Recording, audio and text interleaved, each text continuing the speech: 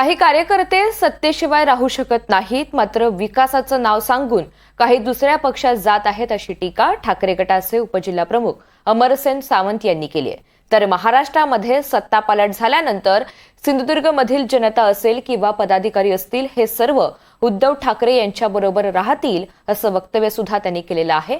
सिंधुदुर्गचे युवा नेते मंदार शिरसाट यांनी सुद्धा या संदर्भात महत्त्वाचं विधान केलंय। सध्या पक्ष आमचा संकटात आहे आणि संकटात पक्ष असताना पक्षावर राहणं आमचं एक काम आहे शिवसैनिकांचं। आज महाराष्ट्रामध्ये ठाकरे ब्रँड आहे, जरी आज ठाकरेंचे जरी आज दिवस खराब आले तरी परंतु आमच्याकडे शिवसैनिक, करोड शिवसैनिक हा निष्ठावंत शिवसैनिक जागा राहणार आणि पक्ष सोडून जाणार आम्ही आमच्यापैकी नाही आहोत। जे उपकार विसरलेले आहेत त्यांचे उपकार विसरलेल्यांची मातीच होणार, त्यामुळे आम्ही ठाकरे यांच्याशी आम्ही प्रामाणिक राहू, पक्षाची एकनिष्ठ राहू।